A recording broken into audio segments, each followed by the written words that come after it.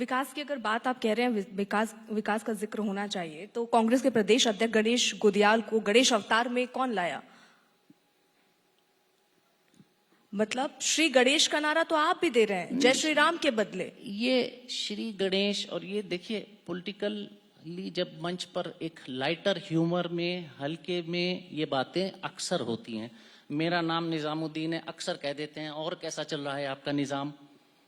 तो अब मैं क्या, ये निजाम से जोड़ दी गई बात है? निजाम ये नॉर्मली नाम से अक्सर जोड़ दी जाती हैं, ये लाइटर वेन में, हल्के ह्यूमर में, पॉलिटिकल मंचों से ये बातें सदा। अब नारायण दत्त तिवारी जी थे तो हमारे नारायण आ गए, कई बार कही गई ये बात। अब क्या इसको ऊपर के नारायण से जोड़ दी जाएगी? ये हल्के ह्यूमर में ये बातें होती रही हैं, होती रहेंगी, और ये पॉलिटिकली हल्के। जय श्री राम का नारा भी क्या है? कांग्रेस अगर कुछ भी बोले, वो श्री गणेश बोले तो वो सांप्रदायिकता नहीं, वो हिंदुत्व की बात नहीं है।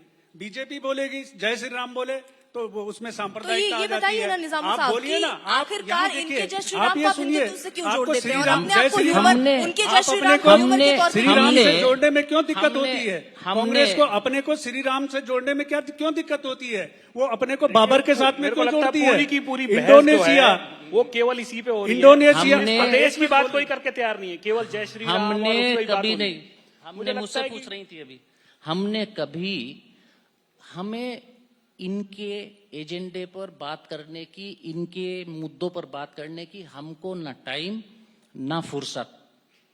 हम हमेशा जब बात करेंगे उत्तराखंड में, हमें तो चिंता है बेरोजगारी के दर की, हमको चिंता है उत्तराखंड की बंद होती फैक्ट्रीज की, हमको एक बड़ी चिंता है कि अभी से पीछे वाला सेशन पूर्व मुख्यमंत्री महोदय का था, पूरे 5 साल विधानसभा में हो गए, 4 साल हो गए उत्तराखंड की विधानसभा में, और हमको ये आवाज उठाते उठाते उत्तराखंड के मुख्यमंत्री ने कब प्रश्नकाल ही नहीं हुआ विधानसभा में। ऐसी व्यवस्था विधानसभा के अंदर स्थापित की, लोकतंत्र का गला घोंटने की बात करते हैं। इस बात की हमको चिंता है कि जवाबदेही भी नहीं है उत्तराखंड की सरकार की, डेमोक्रेटिक सिस्टम में, सेटअप में, ये पार्लियामेंट्री डेमोक्रेसी का गला घोंटने की बात करें। हमें इन बातों की चिंता है जिन बातों पर के चर्चा ही नहीं हुई। 50 के लगभग विभाग उत्तराखंड के मुख्यमंत्री के पास हैं। इन बातों को, ऑक्सीजन की कमी यहाँ हॉस्पिटल्स में है, डॉक्टर्स और पैरामेडिकल स्टाफ की कमी यहाँ है, वेंटिलेटर्स ये बताते हैं कि 1400 वेंटिलेटर इनके पास हैं, और एक भी उस वेंटिलेटर इस समय चलने की स्थिति में नहीं है, क्योंकि उनको चलाने के लिए पोस्ट ग्रेजुएट्स नहीं है, एमबीबीएस डॉक्टर वेंटिलेटर नहीं चला सकते। हमें इन सवालों की चिंता है भारतीय जनता पार्टी से, हम इन चिंताओं को लेकर जनता के बीच में जा रहे हैं।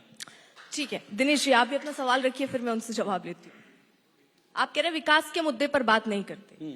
आम आदमी पार्टी ने क्या ऐसा एजेंडा या ऐसी आगे की रणनीति तय की है कि अगर आम आदमी पार्टी को यहाँ पर सत्ता मिलती है, जिसकी संभावना बीजेपी और कांग्रेस दोनों इनकारेगी इस वक्त यहाँ बैठ के, लेकिन अगर ऐसा होता है तो क्या एजेंडा विकास का आपका है? हम बिल्कुल क्लियर कट एजेंडा के साथ विकास के, शिक्षा के, स्वास्थ्य के, रोजगार के मुद्दों के साथ जनता के बीच में जा रहे हैं। और हमारा जिस तरीके का दिल्ली मॉडल है, और जब जिन मुद्दों को हमने जनता के बीच में दिल्ली में काम करके दिखाया है, उन्हीं विषयों के साथ हम उत्तराखंड में भी जा रहे हैं। और ये देख के अच्छा लग रहा है कि अब अन्य पार्टियां भी मजबूर हैं उन मुद्दों पर बात करने के लिए।